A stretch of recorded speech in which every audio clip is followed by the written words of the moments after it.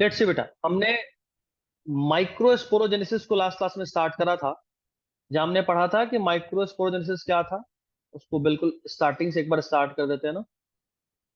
हमने वहां पढ़ा था कि जब कोई एंथर यंग होता है तो एक होमोजिनस सेल, एक ही तरह का सेल जिसका नाम था स्पोरोजिनस टिश्यू, वो कॉम्पैक्टली अरेंज्ड रूप में सेंटर ऑफ माइक्रोस्पोरेंजियम में होता है।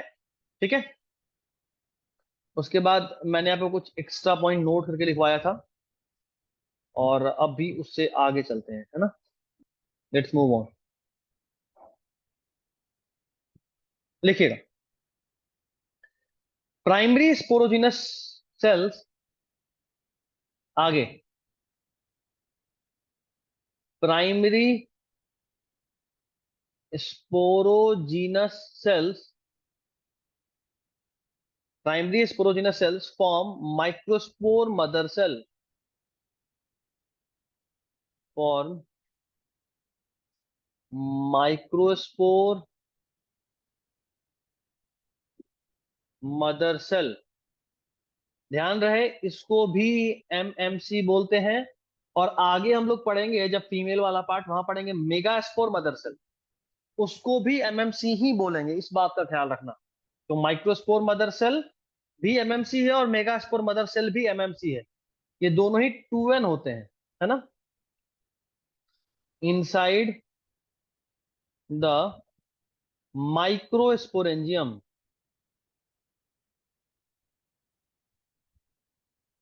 ठीक है। जो प्राइमरी स्पोरोजिनस सेल्स थे, वो माइक्रोस्पोर मदर सेल बनाते हैं माइक्रोस्पोरेंजियम के अंदर में।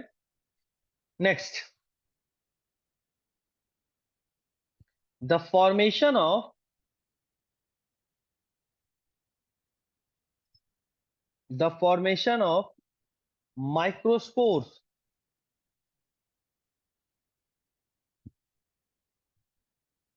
The formation of microspores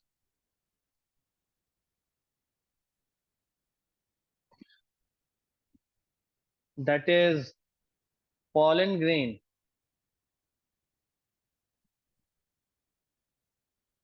the formation of microspore that is pollen grain from pollen mother cell, from pollen mother cell is called microsporogenesis, is called microsporogenesis। एक साथ समझाऊंगा, आगे लिखिए। In cavity of microsporangium,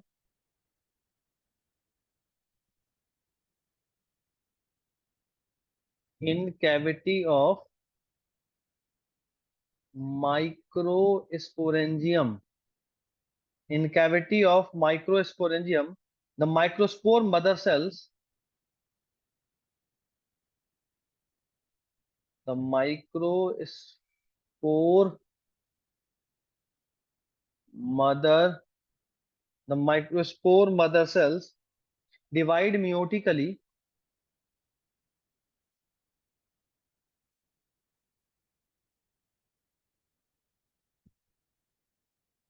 divide meiotically to produce pollen tetrad, to produce pollen tetrad। क्या बनाता है? pollen tetrad। अब समझो, यहां तक एकदम स्टार्टिंग से दिखा रहा हूं। सबसे पहले जब एंथर यंग था, तो वहां पे स्पोरोजिनस टिश्यू था जो कि माइक्रोस्पोरेंजियम के मिड में था। ठीक है। नेक्स्ट, बाद में बाद में जो प्राइमरी स्पोरोजिनस सेल्स थे, वो बनाए माइक्रोस्पोर मदर सेल। कहां पे?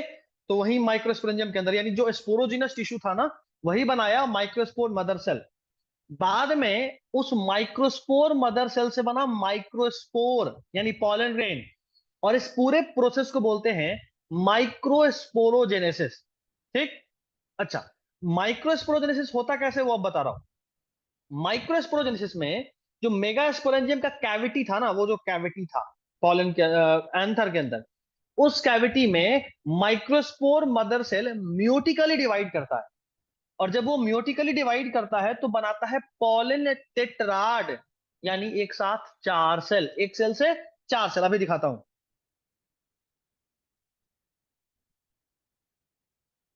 इन मोनोकॉट, इन मोनोकॉट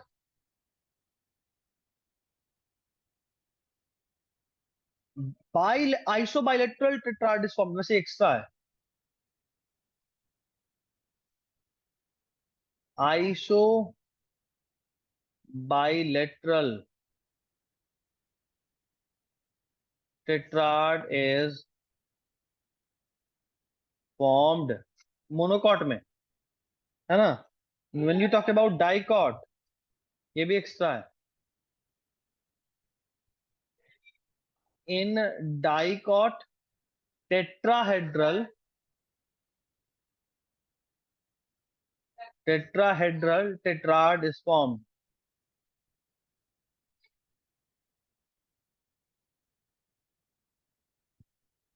ठीक है, मोनोकॉट में आइसोबाइलेटरल और डाइकॉट में टेट्राहेड्रल, ये याद रखना है।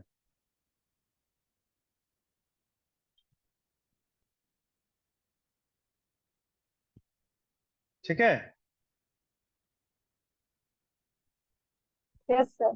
अब देखो कैसे होता है ये समझना। अगर हम बात करें ना आइसोबाइलेटरल टेट्राड का, जैसे पहले ही बता दे रहा हूँ एक्स्ट्रा है, तो इस पे दिमाग ज्यादा नहीं खपाना है। एक सेल था, डिवाइड करके 4 सेल बनाया ऐसे,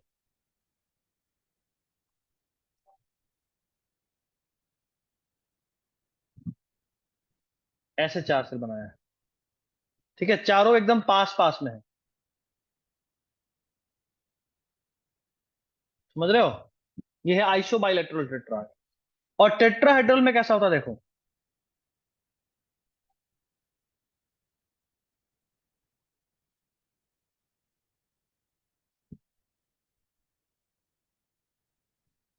ऐसे 3 सेल बन गया, और एक सेल इसके पीछे है, पीछे। अगर आपको समझ में आ रहा है, 3D में समझ में आएगा। एक सेल, दूसरा सेल, तीसरा सेल, 3 सेल ऐसे हो गया, एक, दो, और एक इधर 3। तो 3 सेल आपको ऐसे समझ में आया। एक सेल पीछे में है, समझ रहे हो। आपको आगे से ये जो 2 सेल है ना, ये छुपाए हुए है इसको, समझ रहे हो। तो यहाँ ये होता है टेट्राहेड्रल टेट्राड में। वैसे ये टेट्राहेड्रल ज्योमेट्री आप केमिस्ट्री में भी पढ़े हो, केमिकल बॉन्डिंग में, है ना।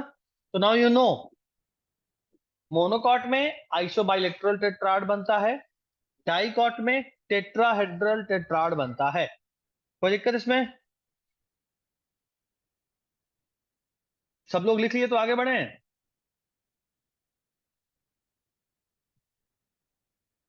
Yes sir. अच्छी लोग दिख रहे हैं, मैक्सिमम का तो कैमरा ही ऑफ है। सना तो पता नहीं भयानक अंधेरे में कहाँ घुसी हुई है, समझ में नहीं आ रहा। हाँ अभी दिखी सना, क्या बात है। फिर गायब हो गई। तस्मिया गायब है, इंसा गायब है, जोया गायब है, सृष्टि गायब है।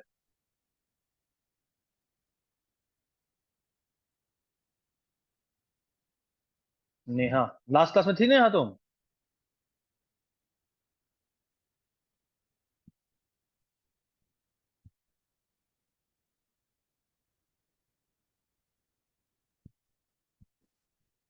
तो नेटवर्क की इशू है, चलो कोई नहीं। नेक्स्ट, अब अपन बात करेंगे पॉलन ग्रेन का।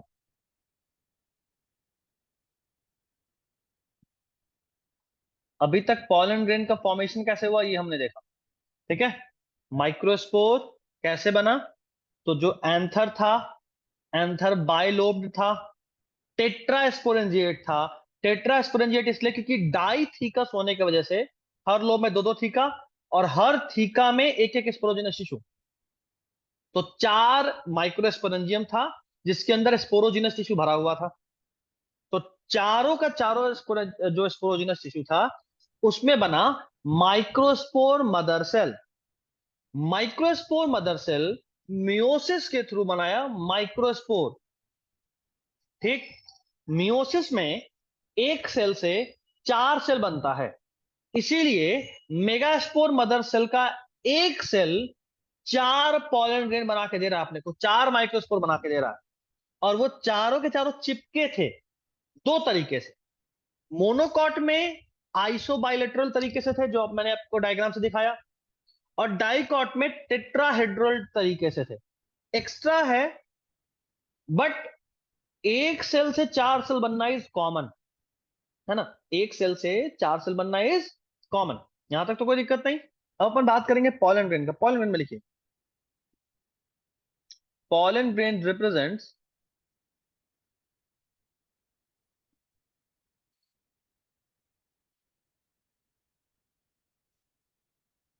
pollen grain represents the male gametophyte.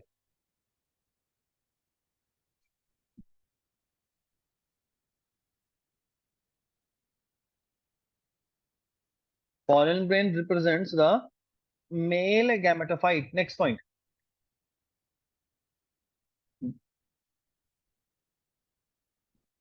They are generally spherical.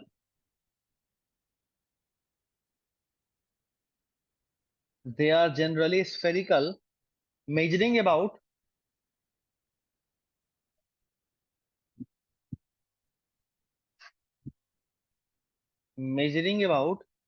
25 to 50 micron meter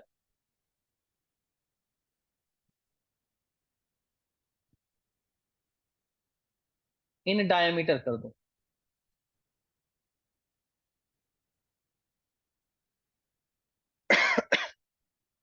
Next, the cell wall of microsphere बोलेंगे, माइक्रोस्फीयर में। The cell wall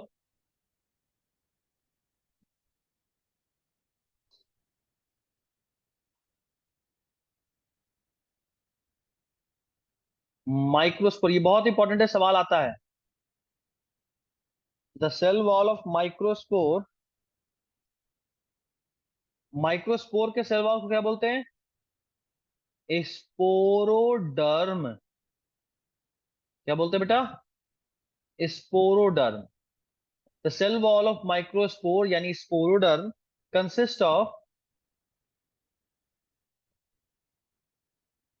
consists of 2 layers,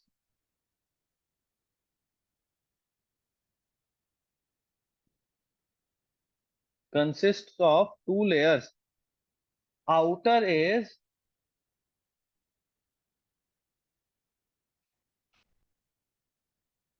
exine.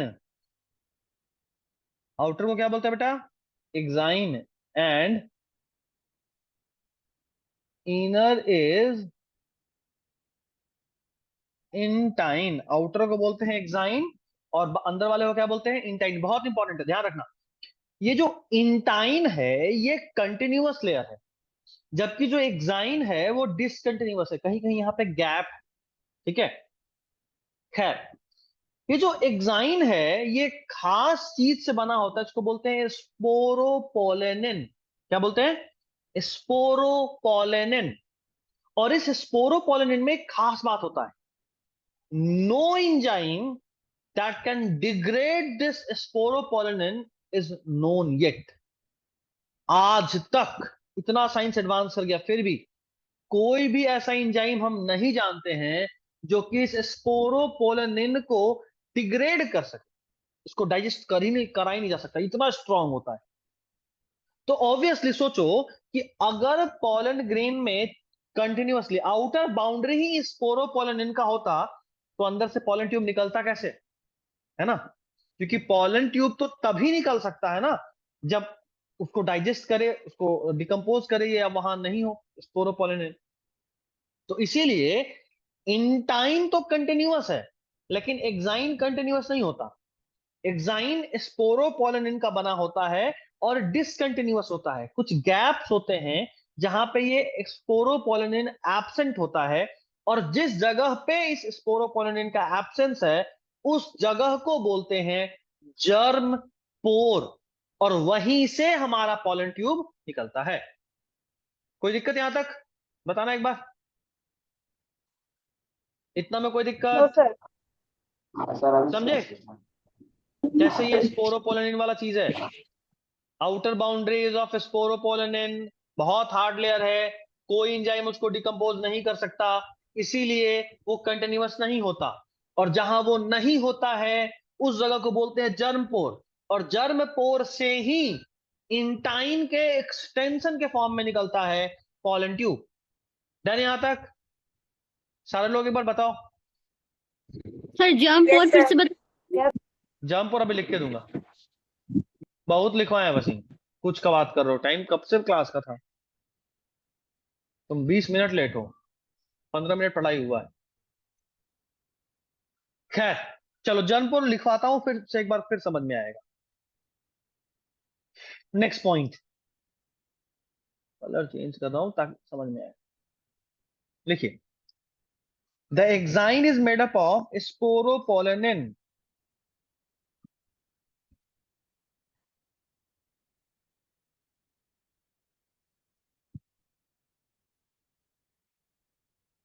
Exine is made up of sporopollenin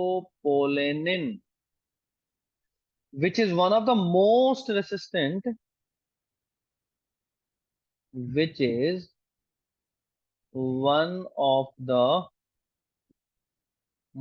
most resistant, which is one of the most resistant organic material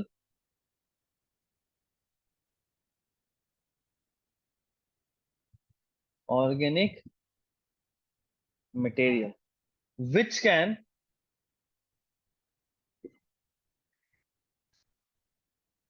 withstand, withstand का मतलब होता है झेल सकता है, which can withstand high temperature and strong acid,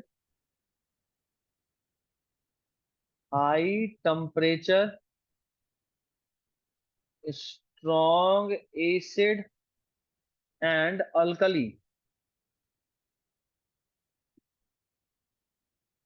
समझ में आ रहा है बात? ये इतना स्ट्रांग है, मतलब मोस्ट रेसिस्टेंट ऑर्गेनिक केमिकल, जो कि क्या क्या कर सकता है,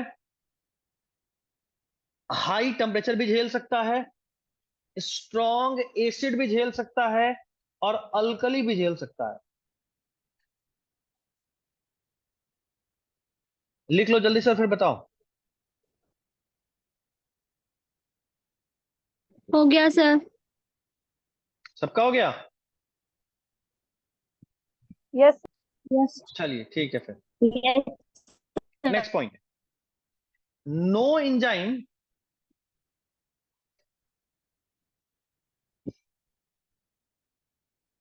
no enzyme that can degrade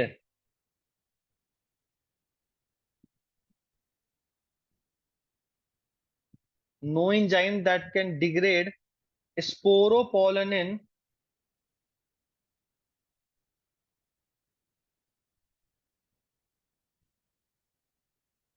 that can degrade sporopollenin is so far known,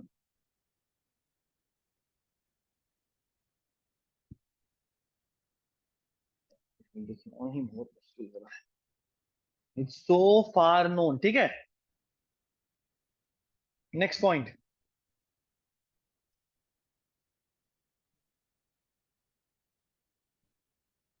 pollen grains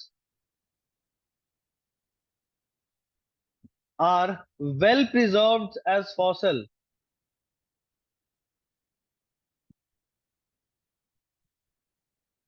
pollen grain are well preserved as fossil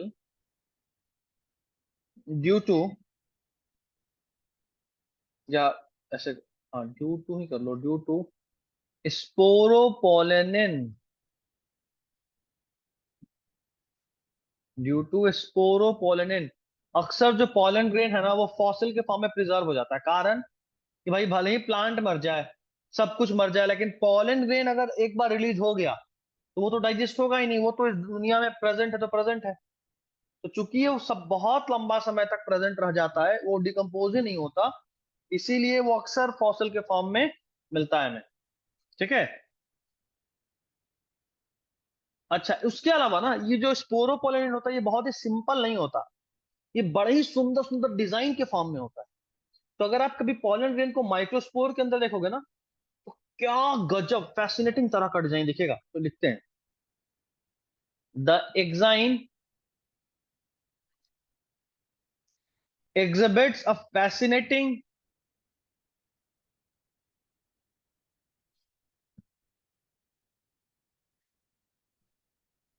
exine exhibits a fascinating array of patterns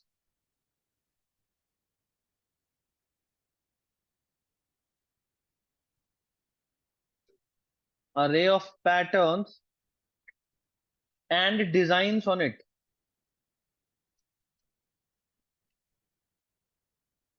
है ना, खूब सारे फैसिनेटिंग सुंदर सुंदर तरह के पैटर्न और design इस पे मिलते हैं। ठीक है, ये भी इसका एक खास बात ही है एक तरह से। Next, weak points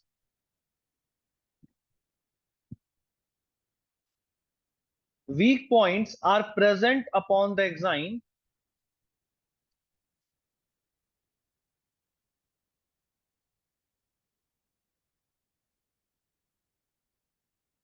weak points are present upon the exine where sporopollenin is absent, where sporopollenin is absent and are called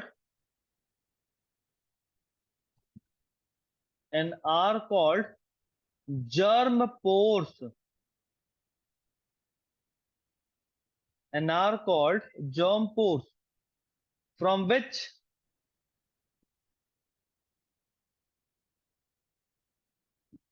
which pollen tube usually arises।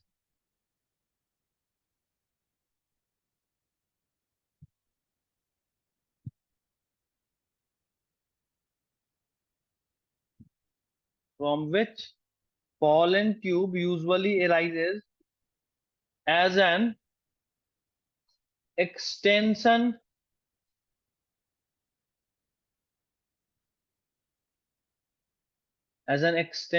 of intine। अब बताओ, अभी कोई दिक्कत है क्या पॉलन सॉरी जर्म पोर में? तो germ पोर क्या होता है? कुछ वीक पॉइंट्स होते हैं जहां ये एब्सेंट होता है, जहां ये एब्सेंट होता है वहां से उस जगह को जर्म पोर बोलते हैं, और वहीं से पॉलन ट्यूब एराइज करता है as an extension of intine. बताइए बताइए बताइए जल्दी, कोई दिक्कत? No sir. ठीक, अगर आपको डायग्राम के तौर पे समझना है तो समझो कि कुछ ऐसा है, ये है इंटाइन, और उस इंटाइन के ऊपर में पैटर्न के फॉर्म में प्रेजेंट है एक्साइन।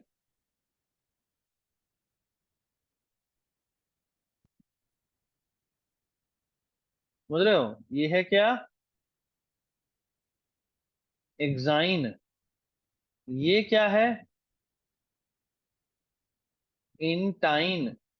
और ये जो बीच में गैप दिख रहा है, दिस इज जर्म पोर। चलिए फटाफट ड्रॉ कीजिए।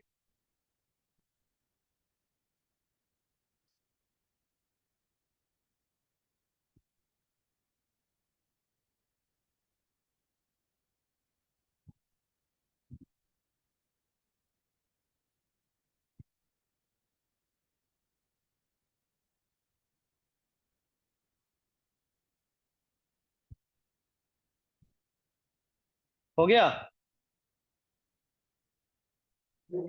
Yes sir. Yes sir.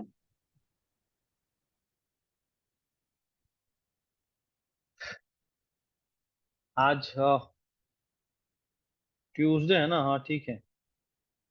मानकर चलिए कि आज से वेंसडे थर्सडे फ्राइडे 3 दिन के बाद आपका ऑफलाइन क्लास होगा, और जब ऑफलाइन क्लास होगा तो आप सभी का नोट्स भी चेक करेंगे, बॉटनी का भी। तो अपना बॉटनी का नोट्स लेकर आइएगा, ठीक है। चलिए नेक्स्ट हेडिंग बनाइए, pollen kit.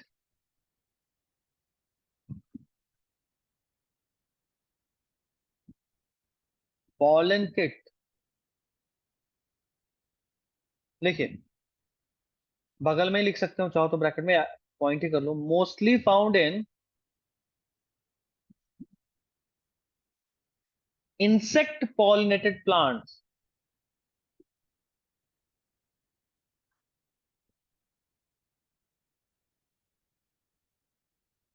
mostly found in insect pollinated plants, ठीक है। इंसेक्ट पॉलिनेटेड प्लांट में होता क्या है ये लिखेंगे, it is a sticky layer,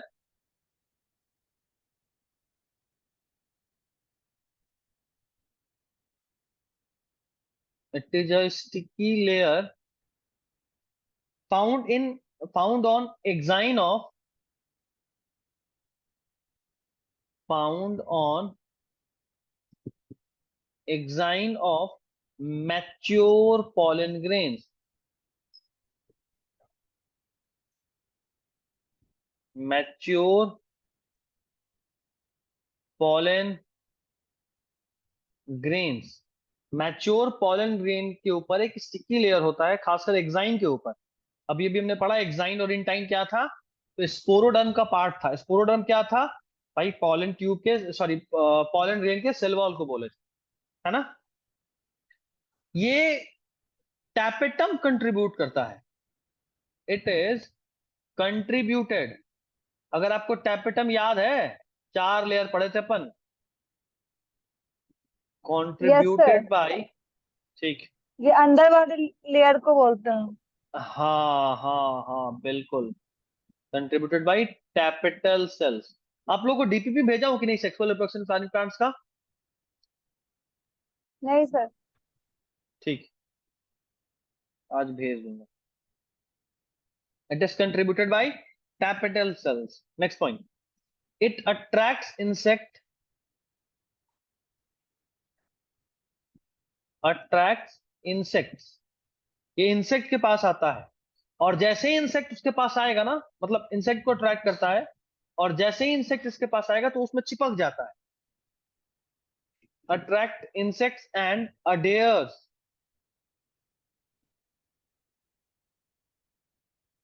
adheres to them, adheres to them, and also protect pollen,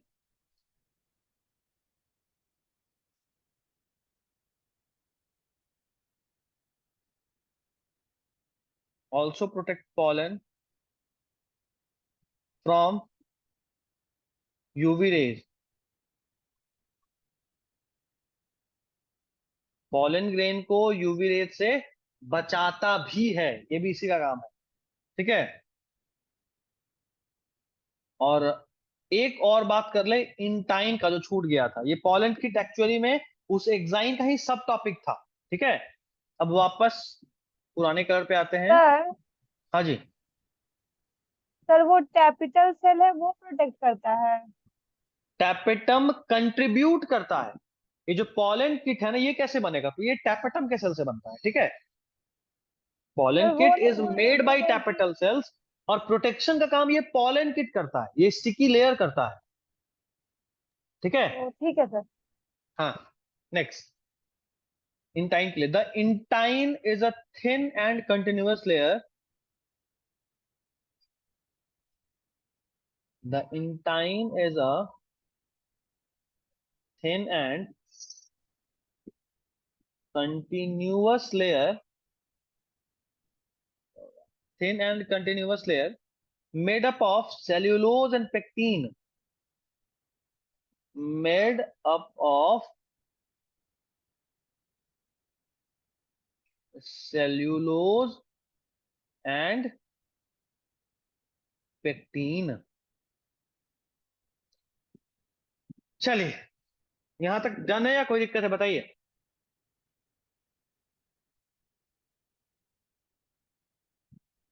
यहां तक में किसी को कोई दिक्कत? No sir. No sir.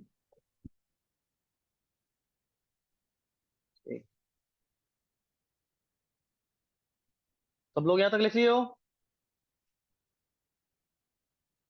Yes sir. ठीक। देखिए, जिनका कैमरा ऑन है उनका तो समझ में आ रहा है कि ठीक है वो सीरियसली देख रहे हैं। जिनका ऑफ है उनसे तो ओरली पूछ लूंगा नेक्स्ट क्लास में, मतलब नेक्स्ट टू नेक्स्ट क्लास में जब फिजिकली प्रेजेंट है। चलिए हेडिंग डाल रहे हैं, हेडिंग डालकर छोड़ रहे हैं क्योंकि अब टाइम नहीं है कि इस टॉपिक को खत्म कर पाए अपन। तो हेडिंग डालकर छोड़ रहे हैं। लिखिए male gametophyte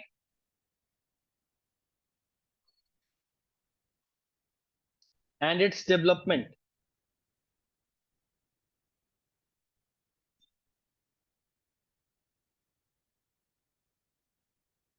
male gametophyte and its development. ठीक है, यहां से अपन अगले क्लास में करेंगे।